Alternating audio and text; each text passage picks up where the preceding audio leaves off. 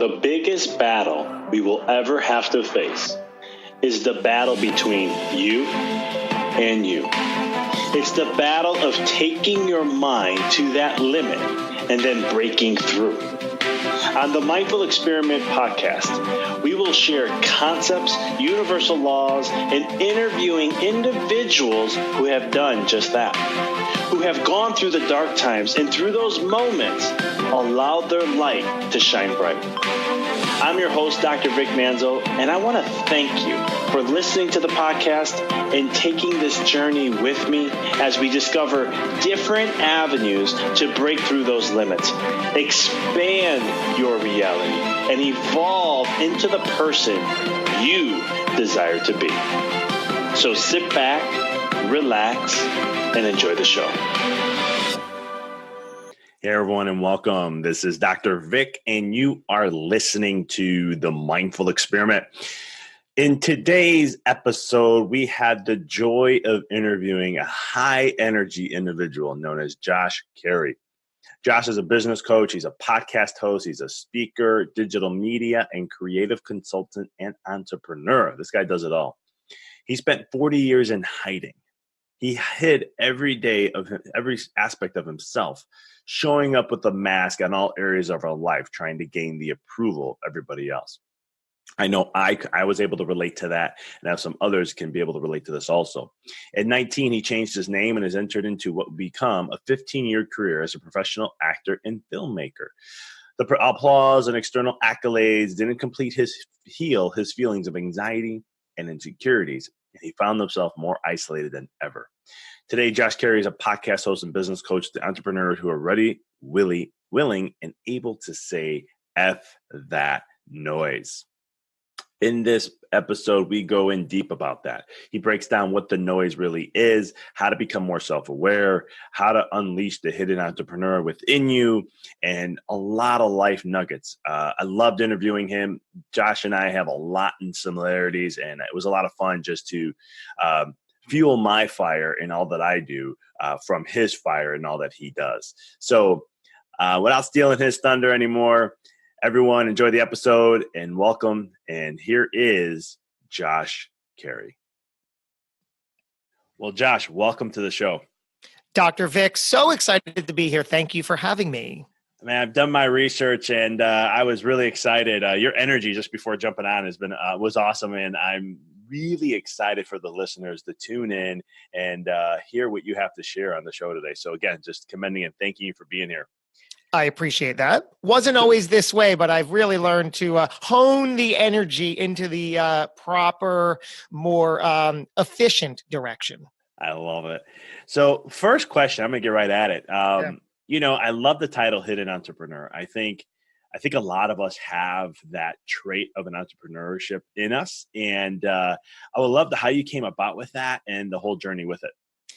Well, thank you. And I love that you say we all have that trait, because that was me for so many years. But really, the whole thing is that while I acted on it, I knew that there was so much conflict. So today, like you said, I am the hidden entrepreneur. And that came about from spending a lifetime, 40 plus years really, showing up hiding all of my power, all of my ability, all of my capability in return for showing up as the person I believed everybody else expected me to be. Now, that is just good old-fashioned seeking approval. And at the end of the day, that does nobody any good. It doesn't do you any good, and it really doesn't do the other person any good either. But why that happened is because at a very early age, I sold myself the story that I was not valid enough. Nobody cares what I have to say. Nobody wants me around. We've heard that story before, but I sold myself that story for life practically. And I took that into the world. So I gave myself that story. And that's an important point. It's not that other people labeled that. I showed up into all kinds of life circumstances, playing that part in that role, because that's what I believed. And as human beings, once we get a thought or a story in our head, we go out and we need to find the people and the circumstances that validate that for us. And wouldn't you know, people are very excited and happy to validate your story for you. And that's what I got. And the big conflict and tension came about because really, I knew day in and day out that it wasn't true. I felt it. I knew it. Imagine that stress. So behind closed doors, I'm thinking, I could do that. I can do what they're doing. I know I can do what they're doing better than them. But I didn't give myself that chance because I didn't want to step out of this predefined role. Who knows what I thought would happen? I thought everybody would retaliate, would get angry and upset. Who do you think you are? Get back playing that small part you've been telling yourself you are. And I did. And that's the conversation I had in my head. And, when you live life that way, it gets very depressing, very difficult. Again, because I knew better. I knew that I was capable. I just never acted on it. I love how you bring up the story that we tell ourselves, right? And then you made a great point about how you tell yourself a story and then the world's going to convict that to say, yeah, this is true. Here you Always. go. Yep. Right. No matter what story you tell yourself, even if it's the opposite. Yeah. I love it. And it's so, but one of the things is, the feeling of the disconnect, right? Not being able, taking you away from your realm of who you really are, the feelings of not feeling great, low vibration, things like that. How did you change and make that shift? How did you go from saying, you know what, I'm tired of this story, I'm something better, and here's where I'm going to go? Was it was it a scary process? Can you kind of walk us through that a little bit? Well, sure. And it was a process over time, right? Like Lord knows I've tried, quote unquote, I tried. I wanted to make the change as we all do, right? But what we say and what we're deeply holding on to are often in conflict. So, over time, I would read the books and try to do the things that would help me get better. And things weren't changing. I always had an entrepreneurial thing in my life. I was always pursuing something. And often I could never overcome a certain threshold. And I would just keep hitting the same wall, trying to serve an audience and sort of making ends meet, but of course, still miserable, depressed, angry, not the ideal person I wanted to be, but trying to see better and know that I was better, but the outer world wasn't relaying that back to me. So I would go back to the drawing board and scribble something harder and try to create something better, faster, cheaper, more shiny and colorful for my industry and bring it to them. Oh, you guys are really going to love this. How's this? And the result, it never worked. And that just became a vicious cycle until I realized, wait a second, I'm the common denominator here. I have to get me right before I can get this right. I have to tweak myself before I can tweak my business. So that sort of realization was spotlighted with the arrival of my two children. Today, I have two adoring children, a 5-year-old daughter, Danica, a 3-year-old incredible son, Harrison. And I give them shout outs as much as possible because whether they really realize it today, they certainly feel it. But they're the catalyst. They're the reason that I was able to finally see the light, right? They acted as the mirror because early on in their still young lives, they looked at me with the look of, hey, Dad, you're the child in this relationship, right? You got to get this right. And I knew all of my life that I wanted to be a father, that I would probably enjoy that role. And now that I was given the chance, I wasn't showing up how I really, really could have been at my best. And they mirrored that for me. And I said, I can't be this angry, miserable person around them. They're going to learn that this is the way life is and have this impression of their father. No way. It's time. And further, because I was depressed and needy and desperate and seeking approval, I was then able to project myself 20 years down the line and say, let's take my daughter, for example.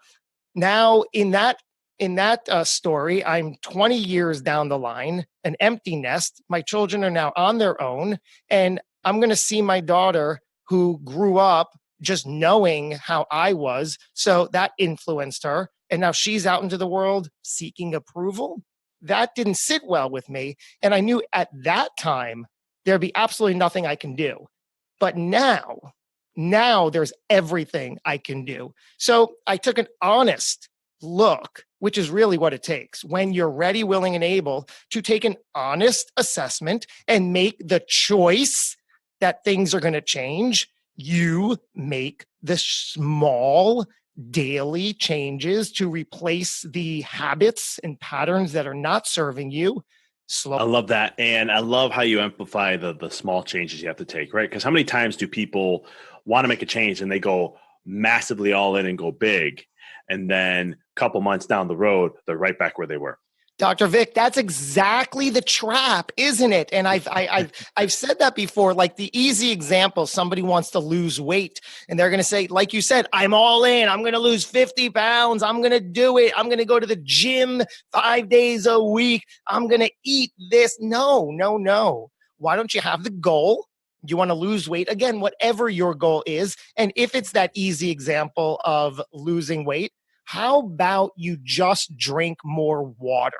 How about you eat one less candy bar, or deliberately don't drink soda, or any number of things that is one small step in the right direction? That is the secret. That's the trick. That's what it's about. That's how it works.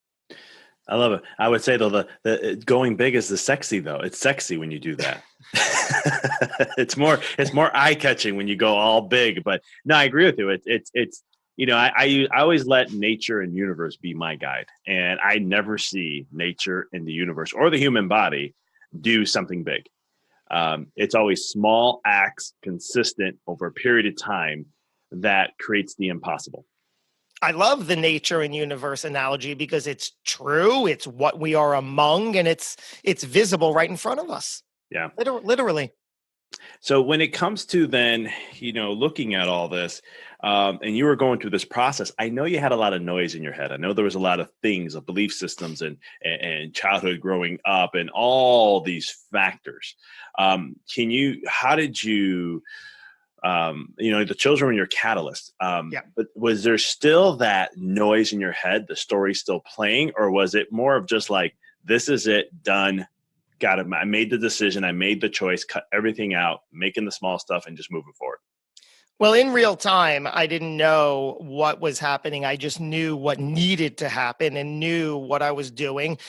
First of all, you need as much of a level of self-awareness as possible.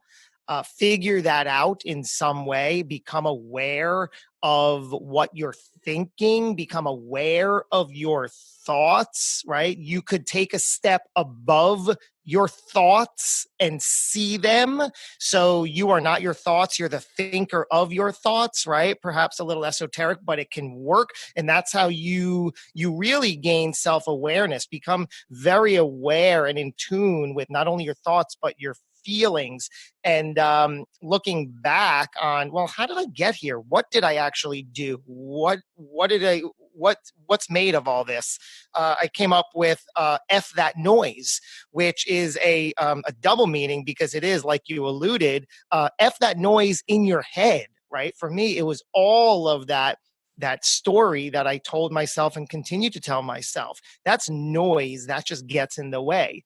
And F that noise is also the 5-step process, NOISE, that allowed me to get from there to here. And what it comes down to is not only becoming self-aware, but really understanding the emotions that are getting in your way. Because really, any given day, any given moment, we replay habitually the same emotional responses over and over again to the same scenarios over and over again. You'll get into the same arguments, the same discussions, the same stuff habitually, because that's what your body physiologically is responding to. And that's the way it works. So this process allows you to become self-aware of your emotions and put a gap, put a space, put distance between the execution of that emotion and perhaps a better, more serving emotion. So if you want me to take you through simply what each of the steps means, I'm happy to do that. Let's do it. All right. So like I said, it's all about the emotion and becoming very self-aware. So the N is simply to name that emotion. First step, you want to name it so you know exactly what it's called. It might be anger, frustration, envy, confusion, loneliness, whatever that emotion is, put a name to it and you'll be well on your way. The O, often the most difficult one for my clients to embrace, is you have to own this emotion. It's yours and it's yours alone. It's not about anybody else changing. It's not about your wife, husband, spouse, boss, neighbor, family, anybody changing. The power is in your hands. So when you own the emotion, you're able to take the power and move forward to make the change. It also comes down to that choice. Until you're really ready to choose this direction, it's not going to change. But once you are, make that choice, you are on your way. The I, now you need to identify with it. You need to make it whole body, meaning you need to say, I am angry. I am frustrated. I am jealous, envious, depressed, confused, lost, lonely. Pick the one. We're going to identify one. Whatever it is, identify with it. Let it go whole body for you. Now, this is just between you and your higher being, your God, whatever you resonate with. But that's what you want to do. You want to identify with it. Then the S, you want to sit with it. Now, this isn't a long-term process. We don't have to go back to your childhood if you don't want to. It doesn't have to take months. It can take hours, days, or weeks. But what you're doing when you're sitting with it is now you're going to become very aware of when this predominant emotion comes out. What makes it arise? Is it a certain time of day, a certain person, a certain topic, a certain activity? You're probably in tune with this, but become so aware and write it down all the times that this emotion arises and executes within your body. And when you do, we can then create a pattern interrupt when it's about to arise, because we've now identified what's making this occur. And a pattern interrupt is just putting something different in place so the body doesn't habitually trigger that same exact emotion over and over without your awareness. So now we can start becoming a little more aware, creating a bit of a time distance between the time it executes in your body and the time that something caused it to trigger. And then slowly but surely, again, everything is a slowly but surely process. This is the way you want it. This is the way you need it. Just like you said, Dr. Vic, with nature, that's how change occurs.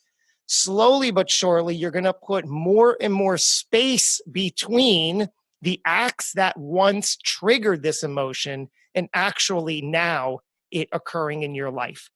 And the E is the only logical progression from all this. You will evolve into the person you've always been.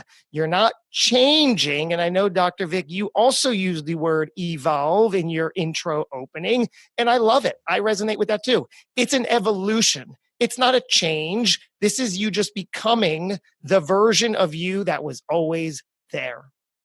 I love how you phrase that at the end. It really is true. Yeah. The other cool thing about it, excuse me, is that when we look at emotions, it's just that it's what tunes the vibrational frequency of you and really resonates to create more of whatever it is that you're vibing with. And emotions are a huge part of it. A lot of times people get so heady and headspace with that, instead of really just being aware. And I know you said owning your emotions. I know that's the toughest part. I also would say probably one of the more with the right up there, maybe not as tough, but close to it, is sitting with it. Tell me why. Because if you have pain, let's say a painful emotion, right? Like you're angry, you're frustrated, maybe XYZ. A lot of times humans will naturally run away from pain, instead of embracing it and taking it in and letting it just say, I'm going to sit with this anger. Let me just feel this out. Because if it makes them feel uncomfortable, as the brain doesn't like being uncomfortable, it's going to be like, no, let's go the other way. Let's avoid that. Let's try to do whatever we can to get away. Let's dismiss it or become unaware, like as you said, with this whole process of creating awareness, which I love. Does that resonate a little bit? Yeah, and I love that you brought two points into this. You spoke about pain and you spoke about uncomfortability. They are completely separate because, as you know, people long for comfort, but a lot of people sit in a painful emotional space as comfort. So that's the interesting trap there, that we say we don't want pain, but we will take the pain if we know it's familiar and comfortable. So we sort of run away from the uncomfortable, but right into the pain. Isn't that crazy how that works? Yeah. Yeah. So I love the process here. And when it comes to well, no, anyhow, I was going to ask something else, but I'll dive into something here. But so when we look at, being more aware, and I love that term, because I really believe when the more self-awareness you can create, the more you can evolve.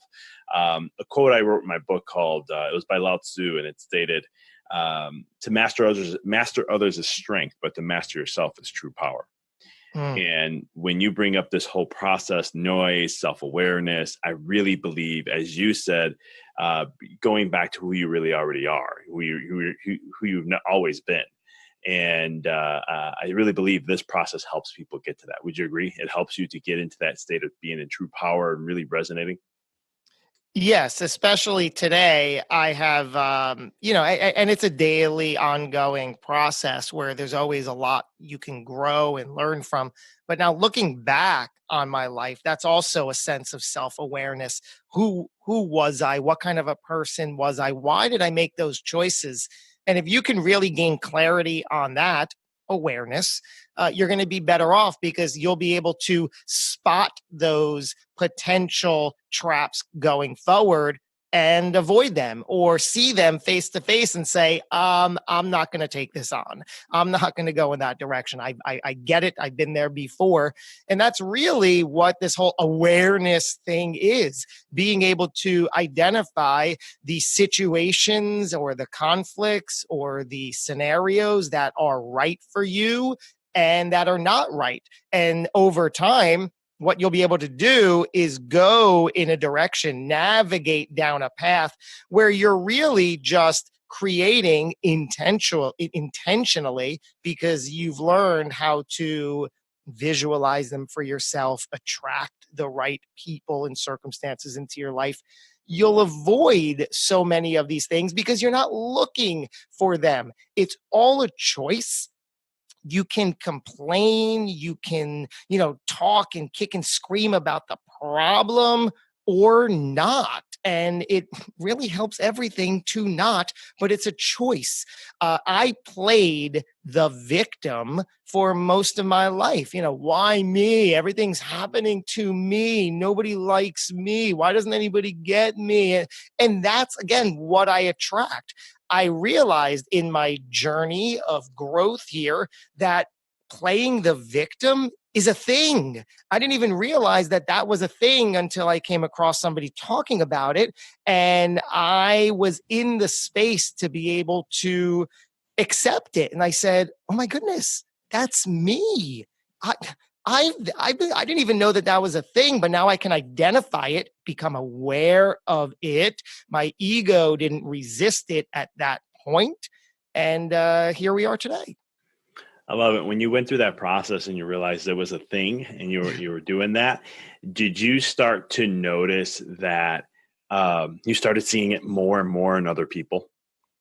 Yeah, I knew you were going to ask that as you started asking that. Isn't that funny? Now, the trick is not to judge and not to put yourself above or on a pedestal, but just to acknowledge and to use that for what it's worth for you. But you do. And one of my biggest fears when I was starting to accept that, okay, I gotta adjust everything that I'm doing. I can't remain here any longer. My big fear, because I told myself this story for so long that I'm this type of person and this is who I have to be and this is all anybody would accept of me. But ironically, we saw how that played out. So what good did that do for anybody involved? But my biggest fear was that I thought people were going to retaliate against me should I dare break this mold or step into my power and my ability that I knew I was capable of all along. The stuff I knew I could do, should do, wanted to do, and the stuff I wanted to try. And like who could say any differently? But I gave everybody this power, and I thought people would retaliate and get angry and throw sticks and stones. And you know what's so funny? They did all that when I was weak because I kept myself in this weak position physically, emotionally, spiritually, mentally. I never thought that I would have the strength to stand up for myself. So I stayed in that role. And the irony is that once I stepped out and continued to take another one step forward, there's that slowly but surely advice again.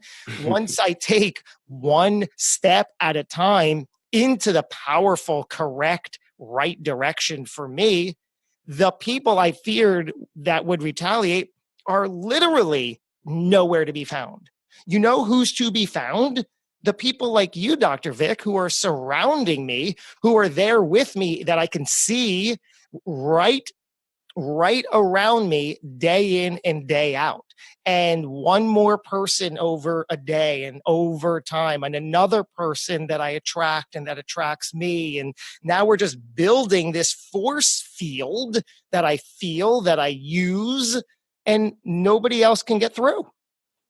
I love it. And you're creating momentum with it all, right? Say it. Yeah. And it just constantly, as you keep building little at a time, right? That's kind of the theme here a little bit. All right. You continue to build that. And I love that. Yeah. So let's say there's someone out there and they hear this little voice deep down, but they get so much fear building up in them, and they know they need to do something, but they keep fighting themselves and all that. What advice can you give them to kind of break through that? What are things that you do or things that you went through or teach that can help that individual? So there are a couple of things. The bigger picture, like I said earlier, is I help you plan for that ultimate question. How would you like to be remembered? And that question has worked so well for me and continues to, and works so well for my clients because it puts everything into not only the end result perspective, but it puts it into the day to day perspective. So let's think about this. How would you like to be remembered? And now, if it's generally speaking, like I want to change the world, okay, great start. But then we really get granular and break it down. Who do you want to change it for? How do you want to change it? When do you want to change it? And why do you want to change it? All of that is going to really help put that into perspective. How would you like to be remembered?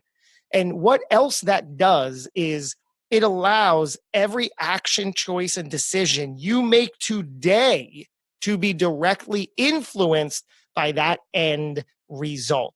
So think about this. Over the course of a lifetime, how many actions, choices, and decisions do we make? Millions, right? Small, medium, and large. Individually speaking, we put so much weight into each of those that we just agonize over it over and over again. But really, individually speaking, none of them matter. None of them are definite. None of them matter. None of them are definite.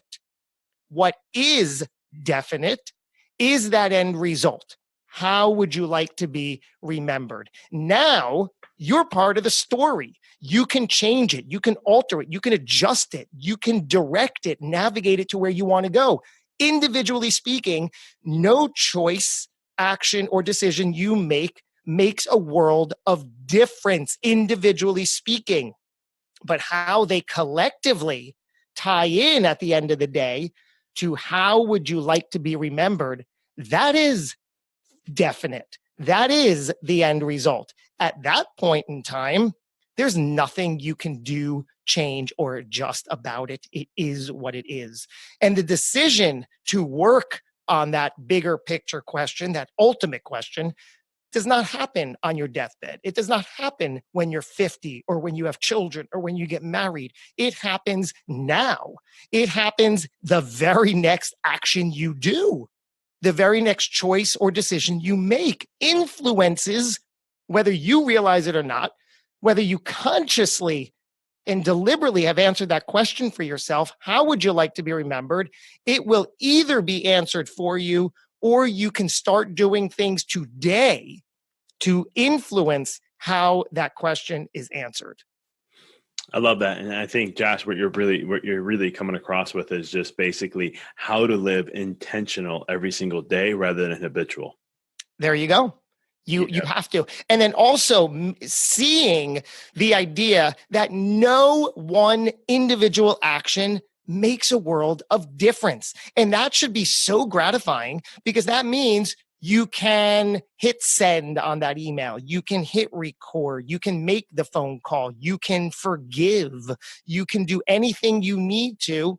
And it's all in respect of that ultimate question. And individually doesn't mean a darn thing. I love it. And I love the whole it's a long-term effect rather than the short term. You're really just saying, this is who I'm going to be remembered as. I'm setting the tone. Here's my vision. Here's my thing. And I'm just every step of the way, this is what I'm going to align myself with. I love how you said long-term versus short-term. I'm going to say it's both term. Of course, we see the long-term. You know how it's short-term? I've already said my children have become my reason for everything. Mm-hmm. The 5-year-old, the 3-year-old. It's short-term in the fact that early on in their lives, like I said, I was miserable, angry, and depressed, kicking and screaming. I was that child in that relationship there.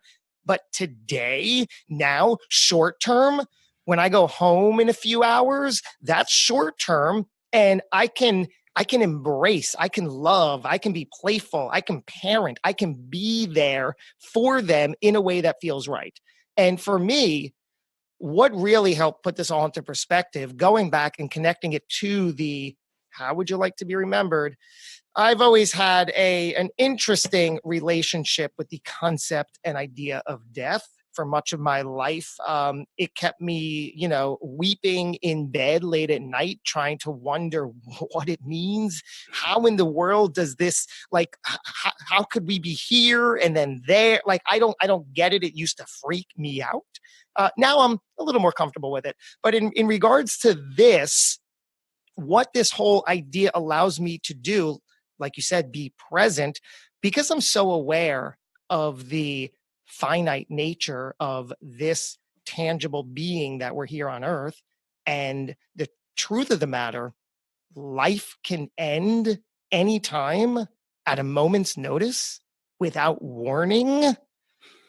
I've become so attuned to that concept that in and of itself allows me to make sure that every single moment that I'm spending with my children, should it be my last, I want to make sure that it is significant and ideal as possible.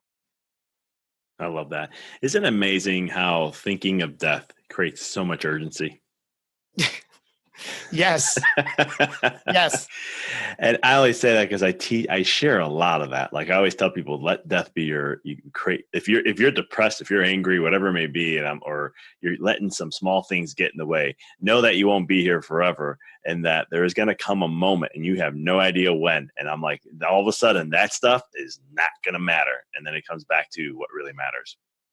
It's so true. And working with clients, it's all about getting them to figure out why they're not taking that step. One of the demographics I love working with are those people who have the entrepreneurial spirit, who are entrepreneurs at heart, but didn't take that first step in that direction. Why? A whole host of reasons based in fear. And that's what I help unravel. Well, let's first figure out why you're not taking that step.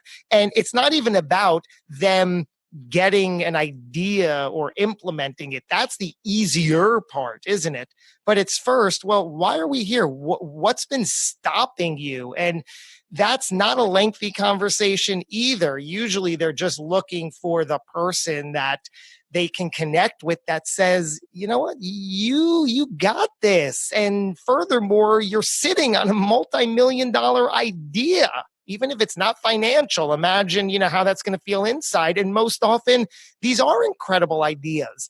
And it's like, why haven't you taken the steps? And, we know the answers, but I walk alongside and help you take these steps and see the stuff that I wish I was able to see for myself all these years.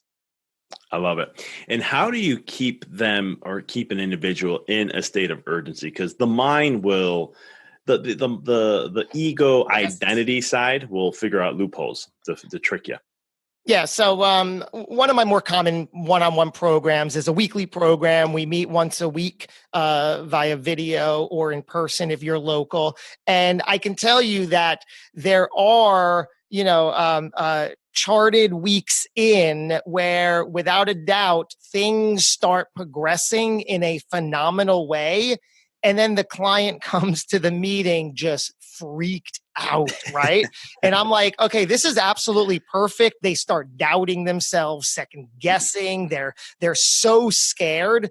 Now I can recognize this because in my own journey, I've learned and I've worked through all that stuff where when you are progressing and changing and shifting and adjusting and evolving, your older self is going to try to do things to test and sabotage the legitimacy of all this. And you might feel physically run down, or you might find yourself slacking, or like I said, deliberately sabotaging and emotionally getting freaked out is a perfect sign that you are in the right direction. So being there to acknowledge it and say, it is so perfect that you are here right now in this emotional state, because I know you feel that you're onto something big. And what you're experiencing is your mind and body trying to process that and keep you what? Safe, quote unquote, comfortable, quote unquote. So by trying to step out of that, we know as entrepreneurs that it's never about remaining comfortable. If you feel comfortable, you're not doing up to your potential. So navigating and accepting and supporting that process, this is not like, okay, once you're on this path, it's going to be all, great emotions from here on out. No, there's a lot of ups and downs, but you know what it becomes about? How you deal with it. I used to get angry and frustrated of so much my kids did. And it's like, whoa, whoa, whoa. Looking back on it, it's like, okay, fine. I guess I needed that in order to see and become and work through. But come on, it's not about that. Now, less and less and less and less things upset me or frustrate me because I have the perspective, I've worked through it, and I've made the choice to work through it. Yeah, that's the big part. You know, what you're sharing, all the listeners listening. I mean, when you're in, anytime I work with someone too, and they're always in that, they get that freaked out state. I'm like, perfect mind, not used to something. It's Yeah. freaking out. This is different, uncomfortable. This is the state of growth. I'm like, it's called the terror barrier. I'm like, it's terrifying, but it's going to be a beautiful process once we get through it. As long as you, like you said at the end, choose to do the work, right? Absolutely. And so, is there any tips or tricks for those people who can kind of like break through that? Is there something that you do? Because I know I face it still. And I always tell people, and I'm always transparent. As entrepreneurs, you're always going to hit that state. It's just how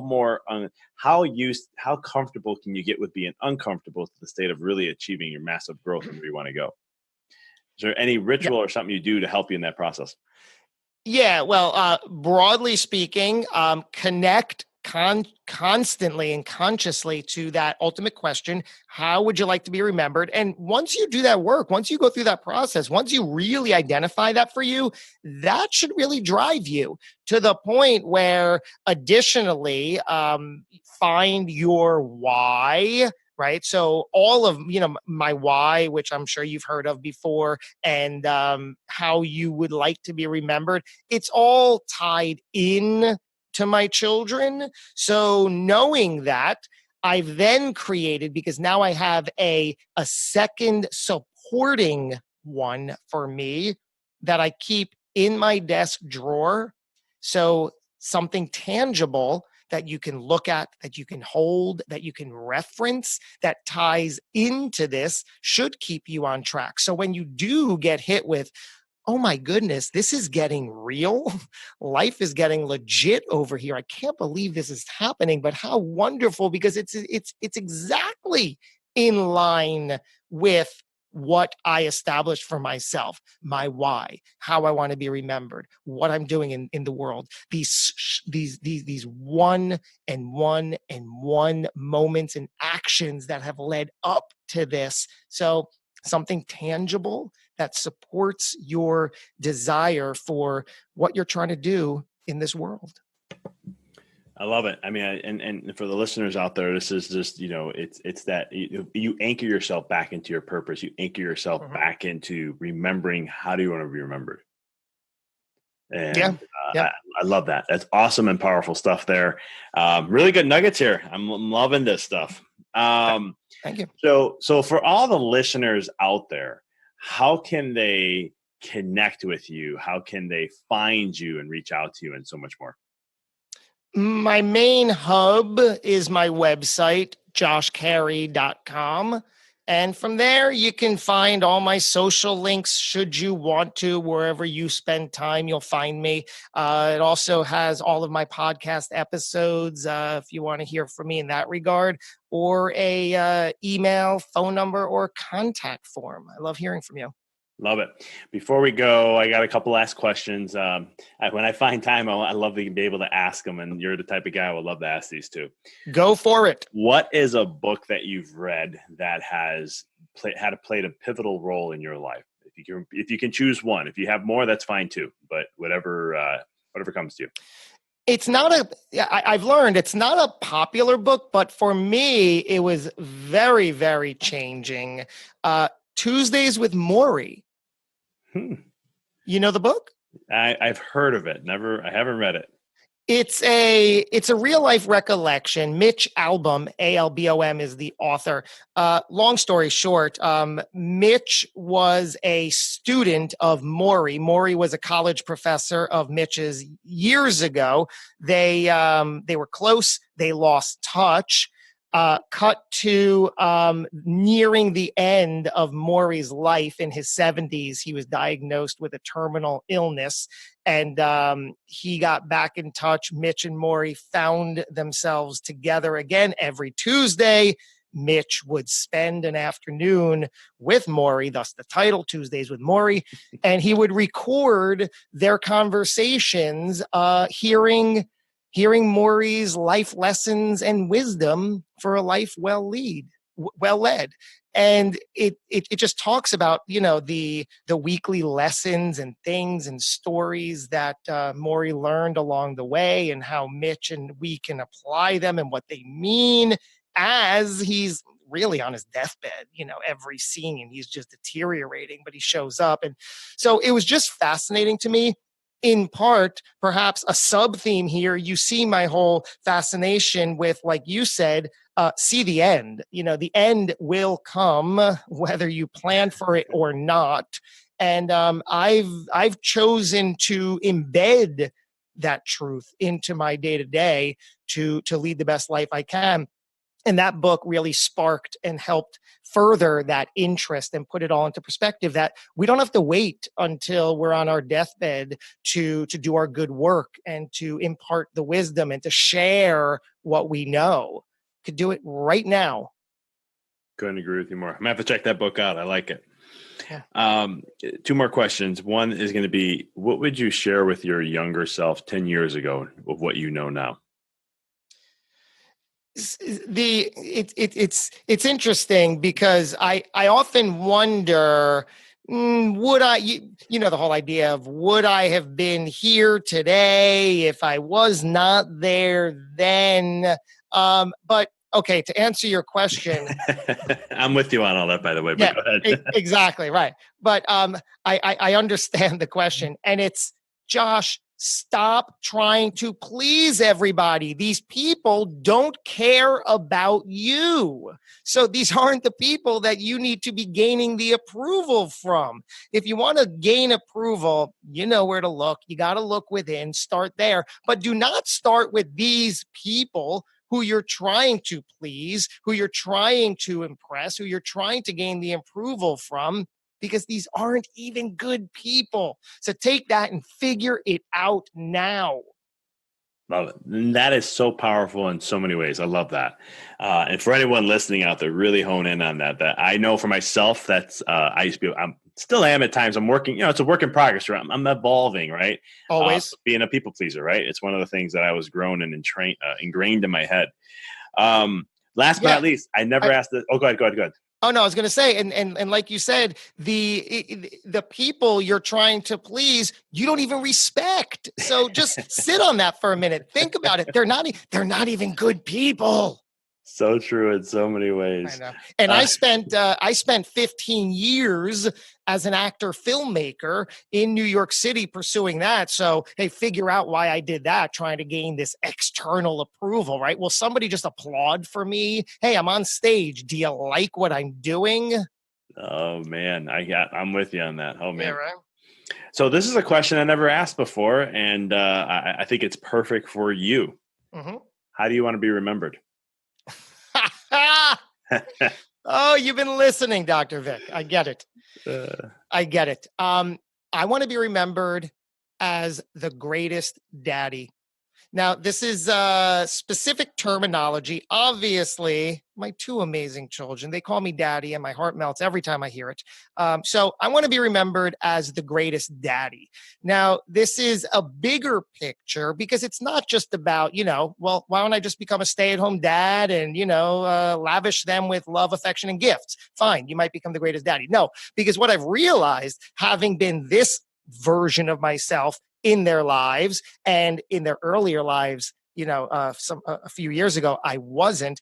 I realized that in order for me to be the greatest daddy, I have to be the greatest person, which means I have to tap into all of my potential, the hidden entrepreneur, hiding all of my power and ability.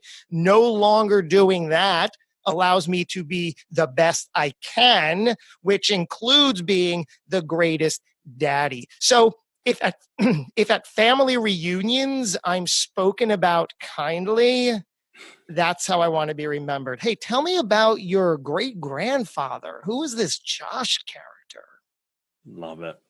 Yeah, and I think you hit a very strong point there. To be the greatest dad, and that's something of one of my visions are. And and I know the same thing. I have to show up every day being the best person I can possibly be, and I love that. I commend you on that. Thank you, sir.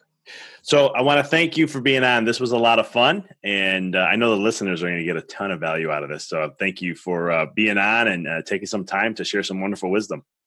Dr. Vic, thank you for having me on. That's the only way it was possible. And then until next time, just brother, keep living that light and passion and following what you want to be remembered as. I appreciate you very much. Thank you. Thank you for listening to the podcast. For past shows, please visit www.empoweryourreality.com. I hope this show inspired you and added to your life to help you on the journey to rediscover who you really are.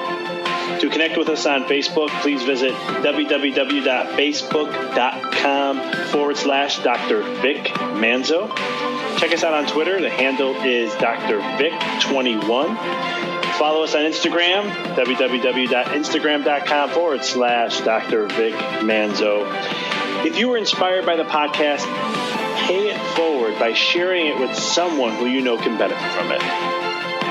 Thank you again for listening to the Mindful Experiment podcast, sharing paths to help you rediscover your infinite potential.